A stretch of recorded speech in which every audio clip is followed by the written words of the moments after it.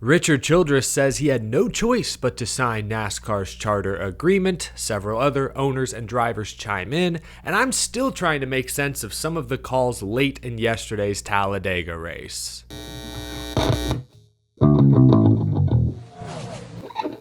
How's it going, y'all? My name is Eric. Welcome to Out of the Groove. I feel like my face is moving in slow motion. I had to get a cavity filled this morning. They numbed the whole left side of my face, so if I start drooping, that's why. But the show must go on. We have so much to discuss today. Junior Motorsports just announced they are appealing the Sam Mayer disqualification. Mayer was DQ'd after a 16th place finish at Talladega, was instead credited with a last place finish, costing him over 20 points. Heading into this weekend's elimination race at the Charlotte Roval, Mayer is 13 points below the cut line. If this appeal is successful, Mayer, by my count, would be at least 10 points above the cut line. So this is a big deal. I get why Junior Motorsports is making the attempt, but NASCAR found that the number one car was too low in the rear post-race.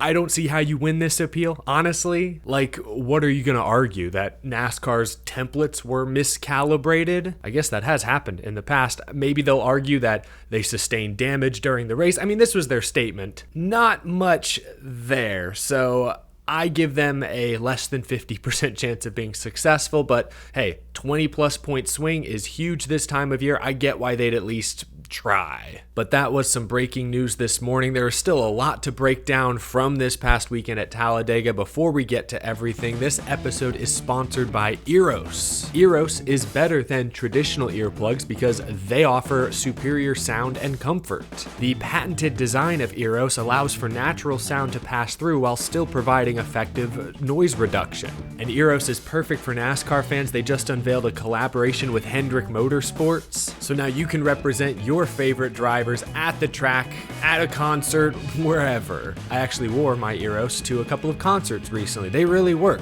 Head to EAROS.com to learn more. I'll also link the Hendrick Motorsports collection down in the description below. If you're a fan, go check them out. There were a ton of missed calls late in Sunday's race at Talladega. Some of them I covered last night, others I glossed over, such as Ricky Stenhouse Jr. missing door foam on the side of the car, being allowed to race, ultimately going on to win. Typically, if a car has sustained that kind of damage, NASCAR forces them down pit road to make repairs. They didn't last night. Ricky Stenhouse Jr. went on to win. It seems like a missed call in my opinion. I mean, you hate to see a guy's race ended by, some damage on the left side door, but the rules are the rules. And as we discussed last night, NASCAR also did not appear to follow their own DVP rules correctly, allowing Chase Elliott, Chase Briscoe, I think Harrison Burton, to be towed back to their pit stalls despite being caught up in a crash. I'm still trying to figure out why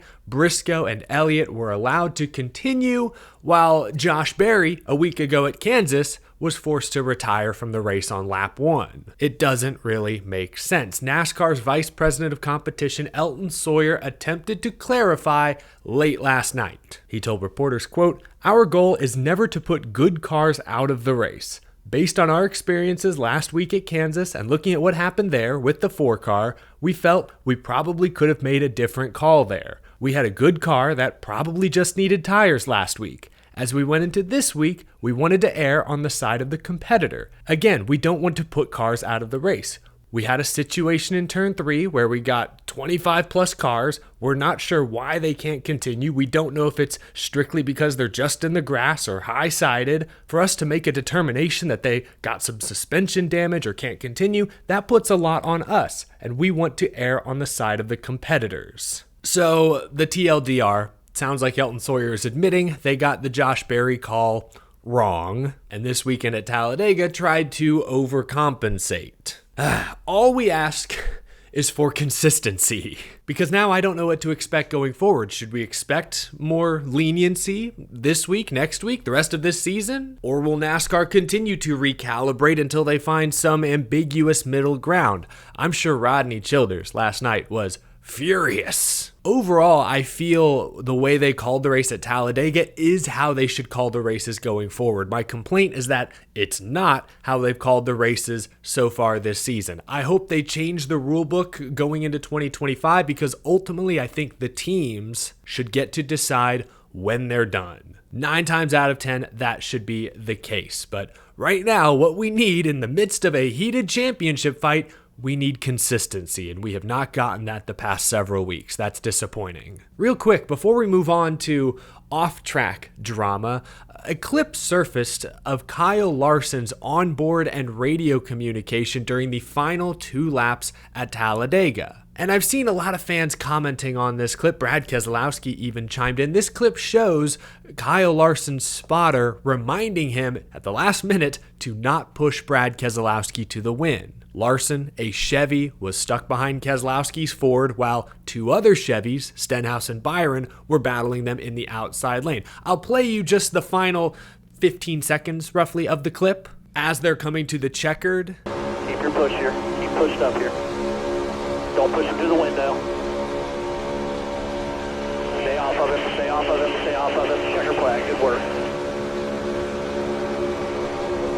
We all know that the OEMs, the manufacturers, Ford, Chevy, and Toyota, they spend a ton of money in this sport. They have a lot of clout. We know that. We've known about teammates working together, manufacturers trying to work together at super speedway races going back decades. This is not a new thing, but this clip being public is, I think, maybe shocking to some fans. I am not a fan of team orders in racing. Ultimately, I want my guy, my favorite driver, to go out and try to win or get the best finish for themselves. But I guess I'm not shocked by this clip because I understand the amount of money and politics that are involved. I actually find this clip extremely interesting, and it's not like Cliff Daniels and Larson's spotter Tyler Maughan were telling Larson before the overtime, hey, remember, whatever you do, don't push Brad here, he's a Ford. They waited until the final few hundred yards on the front stretch coming to the checkered. When it was clear that Larson was boxed in, he had no choice but to push Keselowski. It was only then did they last minute remind him, hey, don't let him beat the Chevys. Brad Keselowski fans will be frustrated for sure. Maybe fans will be frustrated that these faceless Ford, Chevy, Toyota suits overlords are calling the shots in real time. But I guess I'm not super angry about that clip. I just find it more interesting than anything else. By the time they got on the radio and told Larson what to do, he wasn't going to win that race. He wasn't in position. I get why Chevy would make that request. I just find it interesting. I guess I'm not enraged. I'm not upset by it. I am intrigued by that call being made in real time. That's all. That's all I really have to say. But let me know what you think down in the comment section below. Now, let's get to the main course. Still lingering really at the front of everyone's mind this week is the ongoing lawsuit between Front Row and 2311 and NASCAR. NASCAR has still not issued an official response to the antitrust lawsuit filed by those two teams. The best we got this weekend was a polite no comment from NASCAR CEO Jim France. Reporters at the track did ask other owners and drivers about this lawsuit, and many of them kept their cards close, though I thought Richard Childress, asked by Bob Pockris, gave one of the more interesting answers. He wouldn't get into too many details and wouldn't say if RCR would attach themselves to the 2311 Front Row lawsuit, but he did suggest that his team was coerced into signing a less than perfect charter agreement. Richard Childress told Bob, quote, "We got our DocuSign that evening at 6:37. That's when it came in, and we had to sign it by 12 o'clock or we'd lose our charters. I didn't have a choice because we had to sign. I've got over 400 employees, OEM contracts with sponsors, and I've got to take care of my team."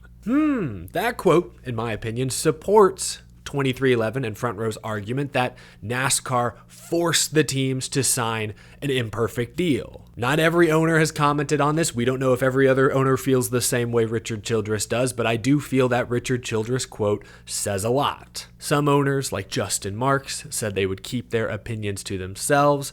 Kyle Larson had one of the most interesting driver quotes this weekend. Larson didn't dive into the details of the lawsuit, but acknowledged that the teams aren't exactly raking in the cash. Larson said, quote, "We're probably one of the only sports, if not the only sport, where athlete salaries have gone down in the last couple of decades. Obviously, we would love to see it trend upward instead of the opposite, but the teams probably have to make a lot more money to make it viable to pay the people who are working for their organizations." Driver salaries going down. Another statement that is not shocking if you've been paying close attention. Kyle Larson has said all this before. In fact, I think earlier this year he made a comment that there are some dirt sprint car drivers out there making more money than active Cup Series drivers. And I'm reminded of something Jimmy Johnson said a few years ago. I remember Jimmy said that driver salaries are half. I remember Jimmy saying in 2021 that driver salaries were half of what they were in 2015. That's a pretty substantial rapid decline. So this quote isn't exactly shocking, but it's another quote that 2311 and Front Row could potentially use in their arguments against NASCAR. Look at how every other sports league is prospering while NASCAR is spinning its wheels or even getting stuck in the mud. Remember, Front Row and 2311 released a joint statement last week that read, in part, quote, "No other major professional sport in North America is run by a single family that enriches themselves through these kinds of unchecked monopolistic practices. Most other major sports leagues in this country have a commissioner who effectively works for the various team owners. That's not how NASCAR operates at all. These other leagues are seeing revenues, player salaries jump, while NASCAR is seeing quite the opposite. Sure, you could argue that NASCAR's salaries have gone down because ratings have gone down significantly. NASCAR is nowhere near its peak from the mid-2000s. But that still could be something the teams point to when saying, hey, the France family has too much control. That's not the way to operate a major sports organization in 2024. The way these guys do business seems to be working for everyone. The way the France family does business isn't. So maybe, I'm just spitballing here, well-known legal expert, I'm just spitballing potential arguments the teams could end up making. And some of the quotes this past weekend could be used, quite honestly. I try really hard to be fair on this show, even if it's unpopular, but I will say this debate so far has been extremely one-sided. 2311, Front Row have laid out very interesting, compelling arguments, and NASCAR hasn't said anything. No one at NASCAR or no one who works for NASCAR has put forth a reasonable argument refuting the team's claims. At least not yet. Though, last night I was listening to Jeff Gluck, Jordan Bianchi's podcast, The Teardown, and we finally may have something tangible from the NASCAR side to talk about. Late in the show, reporter Jordan Bianchi said that he's heard the teams will receive a lot more money under the new charter agreement that 13 of 15 owners signed. How much more money exactly? Well, Bianchi says he's heard that the teams will receive the largest chunk of the media revenue pie, which is completely opposite to how things operate today. Right now, under the current deal, the tracks get 65% of the media revenue, the teams get 25%. So that would be a huge swap if, in fact, the teams get a larger slice of the pie. Not to mention, the overall media rights deal is supposed to be roughly 40% larger. The teams could be talking about a massive revenue increase next year. Math is hard, but it would be sizable. Like, if that's true, shoot, why are some of these teams so upset? That's where I came up with this question. Is this lawsuit, are these complaints more about money or control? I think it's more about the latter. On page 32 of the lawsuit, the teams criticize NASCAR's final proposal. Among their criticisms, they say, quote, "The new agreement seized control over team intellectual property rights to be used for NASCAR's benefit. It did not provide permanent charters so that the teams could realize value through permanent charter appreciation. It did not give the teams the ability to resist unilateral NASCAR rules that increase team costs. And it did not give the teams any meaningful role in the governance of the sport." Remember those 4 pillars, the 4 demands the teams were asking for? Only one of those was really focused on the money. The other three refer to these things: governance, intellectual property rights, protecting their long-term charter investments, and that's all spelled out in the passage I just read you. Clearly, in my opinion, the teams care more about control than they do simply a dollar amount. But if what Jordan Bianchi says he's heard is true, that the teams would be getting a massive revenue increase in the new deal, how will that impact this lawsuit going forward? I don't exactly know how the process works. Would a judge look at that revenue increase and say, hey, you're getting a lot more money, like you're not going to get everything you want? Would a jury feel that way? I'm not exactly sure. But again, we've been very one-sided the past week. The teams are doing all the talking, laying out their arguments. I wanted to find at least something that maybe could come to NASCAR's defense. I feel like this could be that something, but we'll have to wait and see. I'm obviously no expert. I just try to bring you guys the facts and contextualize them to the best of my ability. Still, this will be a long, drawn-out process, most likely. I'm looking forward to hopefully an official response from NASCAR sometime in the coming days or weeks. But until then, this is what we've got.